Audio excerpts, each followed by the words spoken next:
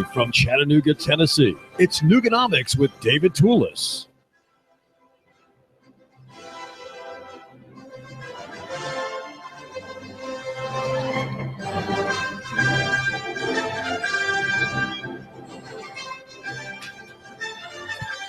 The scale problem is one that local economy talks about a great deal. The scale problem is this: do we have giant answers for solutions which, in the end, are personal matters of personal conviction and personal belief, or do we have solutions which, in fact, are scaled to the individual?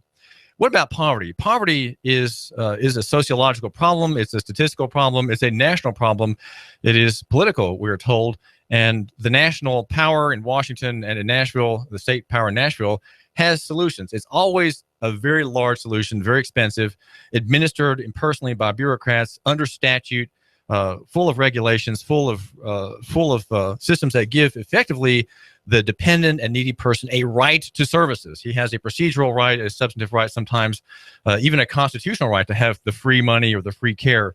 And what has happened, I think, and you, my listener, probably know this, is a kind of corruption of the whole realm of charity and mercy.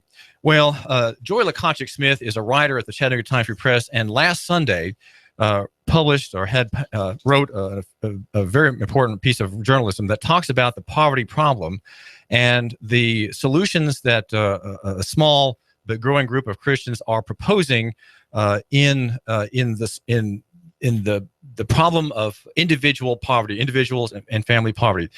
Joy Lukachick Smith, thanks for joining us here. What is the argument of the Christian people quoted in your story, and tell us a little bit about what their thinking is and how they propose to bring charity, making charity more effective, and bringing, in the end, we could say, economic and community development. Thank you, David. Well, I think I told the story mainly of Brian and his journey. Brian Pickard in his journey before he wrote When Helping Hurts. He kind of noticed this problem that was existing within churches where the church just focused on the spiritual need of a person and didn't necessarily focus on their economical needs, or it was one or the other, but it didn't seem to be tied together. And so he kind of began this journey of figuring out what the Bible really has to say about helping your neighbor and helping those in poverty. And that led him to Chattanooga and led him to Covenant College and led him to writing this book along with his co-writer, Steve Corbett. And but they really argue that the church has to have an essential role in helping with poverty, that is what Jesus did, and that is really at the heart of the gospel, is helping those who are weak, helping those who are hurting. And so they took it on to really challenge churches across America that should be their main role, or one of their main roles. Well, the title of the book is When Helping Hurts, is really kind of a shocking concept. The secondary, the deck head says how to alleviate poverty without hurting the poor and yourself. Address first, Joy Lukachick Smith of the Chattanooga Times Free Press. What is the problem that they see? What is the danger in current thinking?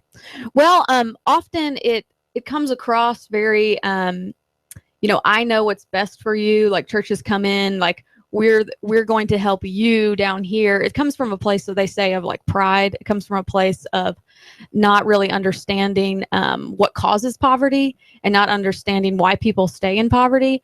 And so they really argue in their book that first you have to understand that God has given you grace as a believer, and then you're supposed to give that grace to other people and not come from a place of judging them for where they're at. And so when a church or a church group says, we're here to help you and we've got the solutions and we've got the cash and the newly engineered water pump, in a way that is a form of judging. Is that what they're saying?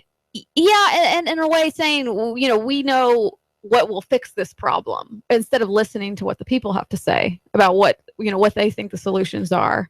That's often what hurts too. So the Christian who wants to help an individual or a neighboring family has to really start not with saying, wow, they need money, I need to raise some money. That's not the proper approach. The proper approach is sort of investigation, curiosity, and being a patient listener, you're suggesting. Yes, that's definitely part of it. And just getting to know people, like building relationships is obviously a huge part. So in other words, Christianity works best on a personal level and it doesn't work at all when the perspective is bureaucratic and a kind of top-down perspective. That's essentially what they argue, that it is important that each person focus on how they can help their neighbor. And then in a church, they do talk about in a church setting how the church as a whole, as a congregation, can be doing like special projects in communities. Are there any examples of this kind of work being done, Joy Lukachick Smith, here in Chattanooga or elsewhere? Actually, First Presbyterian Church downtown, they do a faith and finance class, and that's kind of their model that came out of When Helping Hurts. It's the faith and finance class, and so they want middle class people and people in poverty to take this class together and together learn about like how God is a part of your finances and how you can essentially grow both together, grow in your faith and start to save money, open a bank account if you don't have one, that kind of thing. But you do it together as a team and you get to know your neighbor. That's the goal. Well, why are people poor, Joy Lukachick Smith, according to the people you interviewed for the story in the Sunday editions of the Chattanooga Times Free Press last Sunday?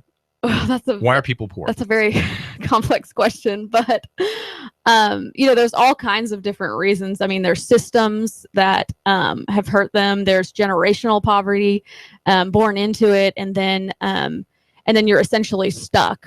Your zip code. We talk a lot in our series, The Poverty Puzzle, in the Chattanooga Times Free Press, on your zip code matters. Where you're born, you often stay because you're isolated and you don't have community. You don't have neighbors that can help you. You don't have parents that are helping you, and so you're essentially trapped. So there's in that setting, there's sort of atomization, and there's not real community. There may be a neighborhood, there may be a district, but there's no community, which is a form of capital in a way, right? Yeah, social capital is huge. I didn't realize that until I started working on this project, that if you don't know people who know people, like it's very hard to get a job. It's very hard to really be connected to anything, or to get advice on how to have a job interview, or to have someone to review your situation and just give counsel and friendship, and that's part of social capital that people in poor areas, poor zip codes, as you say, don't have. They don't even know that they lack it. So in some cases.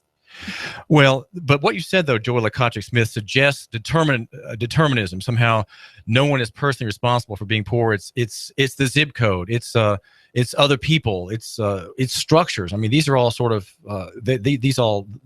I know that you've only given me a partial list of why people are poor, but what more is there than just saying external forces? Sure. I think in the When Helping Hurts, they talk. It's both systems and it's people. It's personal failure as well, of course, but different factions of government or different factions of, religious groups or even political groups, they try to focus on a lot of times one or the other. It's all system, it's all people. Whereas what they argue in their book is it's both, and they both work together. And until you understand that, you won't really be able to help people. Well, so the shortcoming in evangelical Christendom, Joy, is that the Christian people, their boards of deacons, their missions boards, their efforts tend to focus too much on the individual state of mind, his state of heart, his lack of salvation with God, his lack of connection with God. In other words, there's a kind of theological reasoning, and they've overlooked these other factors that, let's say, the liberal church has pointed out, the social factors.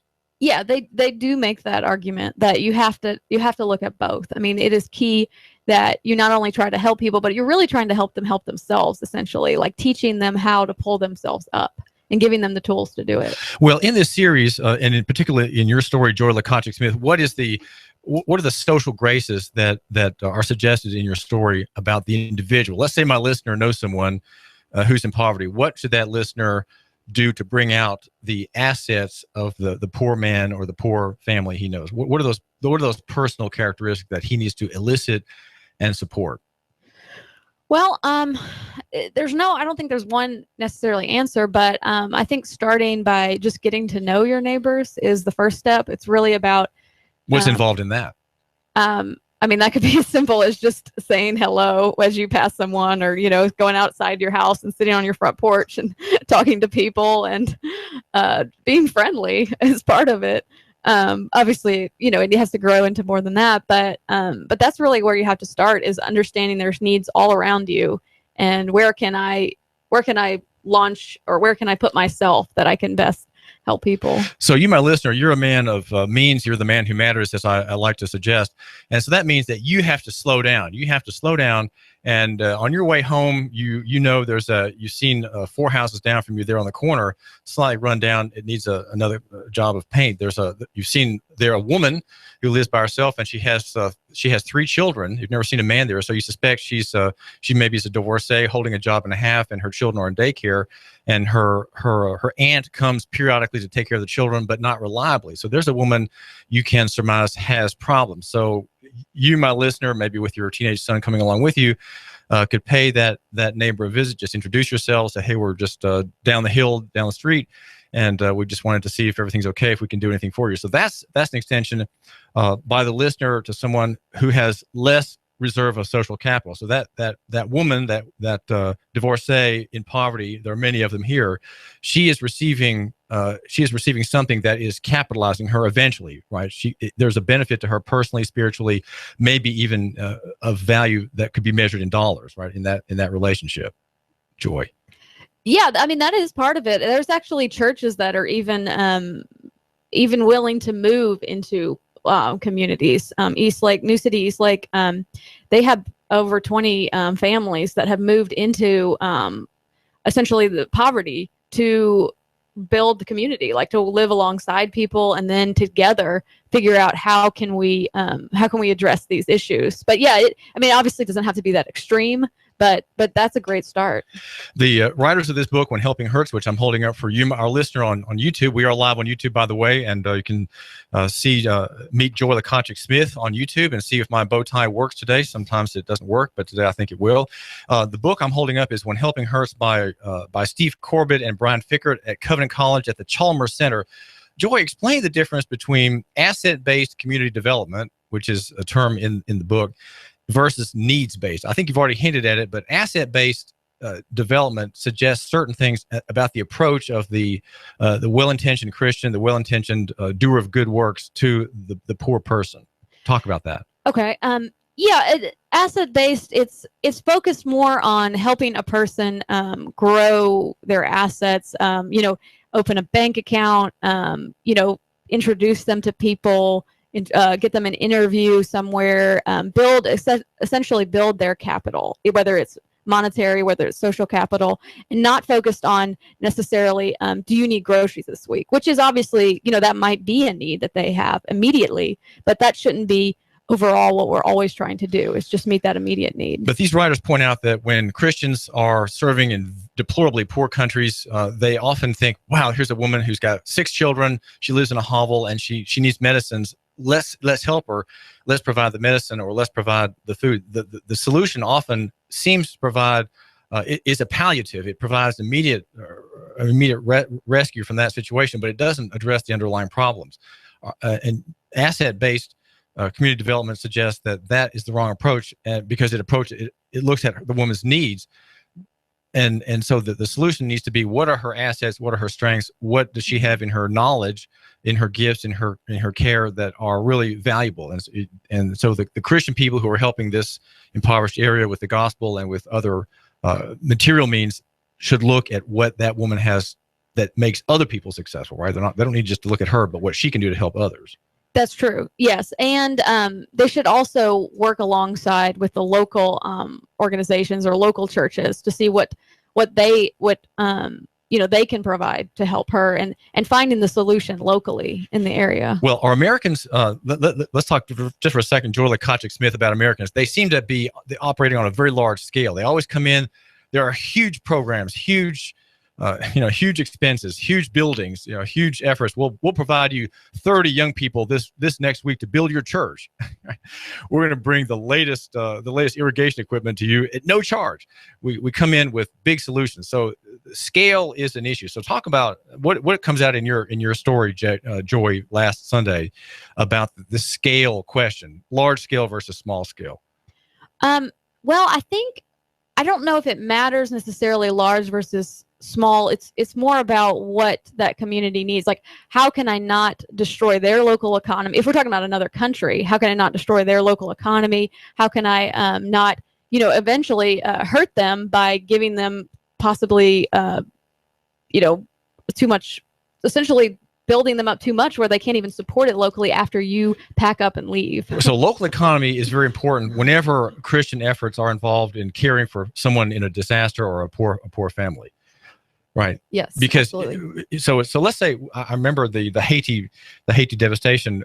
Americans came in with pallet loads of rice and things like that. But what they did was destroy the business of the man who makes a living selling rice in that town or on that island.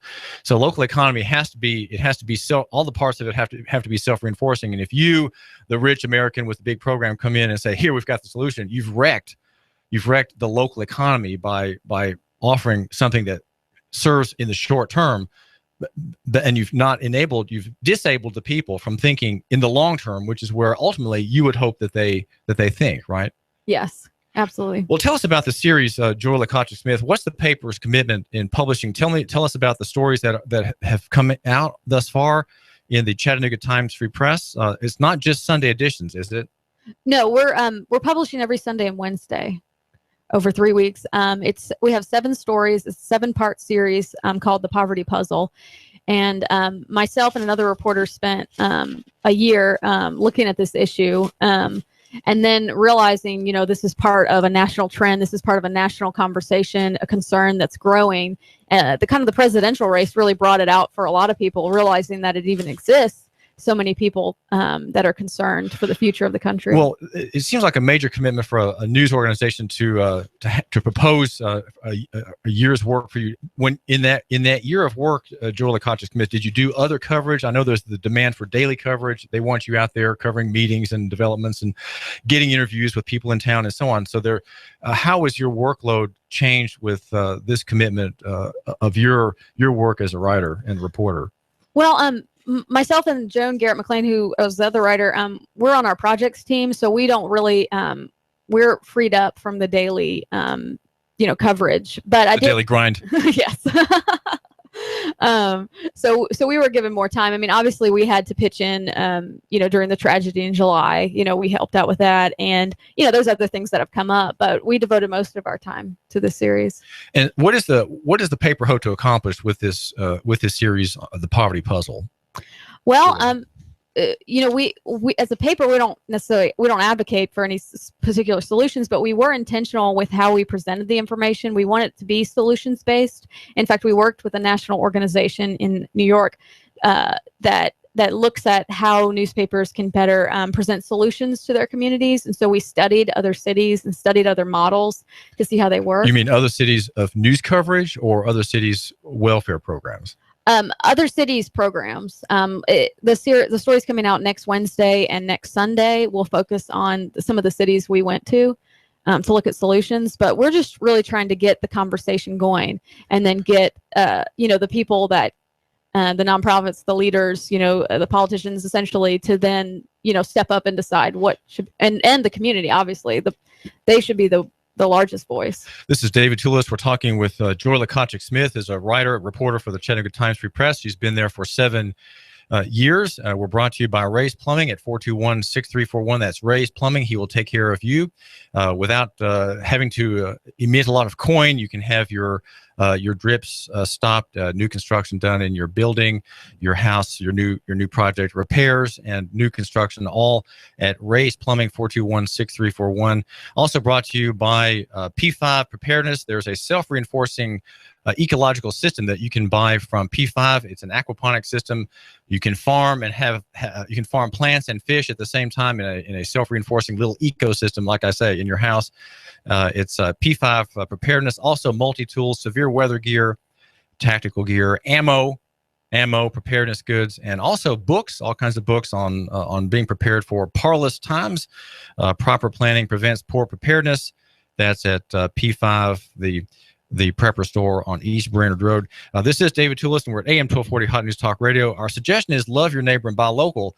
So local solutions, Joy Lukachick, are part of the reporting in this last Sunday's edition in your piece of the poverty puzzle. Talk about local economy versus national economy, local solutions versus national solutions. Do national solutions work? Well, I just know from our research research that other people have done, that it shows that really to solve poverty, it is a local problem, and it does have to be solved on a local level. And we didn't get into national issues. We didn't really get into welfare. We didn't get into systemic problems. We just focused on how can you help your local economy with local solutions. You're suggesting with that comment that national solutions are part of the problem, not part of the solution. Well, like I said, we didn't really get into that, so I can't really speak with any authority on it. But what I do know is that the research has shown that when a community tackles such an issue together, that they are able to solve it, or at least make a huge dent. So that's what we were trying to say with the series. Well, Joy, if my listener has missed the print edition of the paper, which he is mistaken to have done, but wants to get caught up and can't find an edition from Sunday at his local Food City basket there at the door, what does he need to do? How can he find your essay, which I think he needs to give some attention to? Where is it online? It's timesfreepress.com, and that's /poverty-puzzle. Timesfreepress.com. Is it / or /? Mm-hmm. / poverty puzzle. And there it'll all be self-evident. Is that right, Joy? Yes. Well, say something else about your work as a reporter. You're on this team. Is this pushing you, Joy, into maybe working on a master's degree in something, or in a way it's kind of academic? It's not, you're not forcing out the type every day. It's kind of research oriented, having a lot of interviews and being on the streets, meeting people. Is journalism a great place for you as a professional, or is somehow this work in the past several months pushing you toward an academic pursuit of, let's say, the poverty question or other?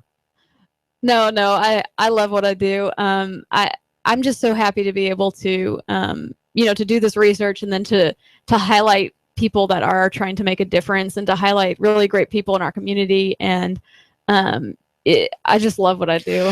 They're not really short answers in this poverty puzzle. No. Your essay your reporting, Joy, came in at how many words? Do you remember? Oh, I know. 4,000 or 5,000. I know the inch count. What's the inch count? Tell us that. I think it's 140.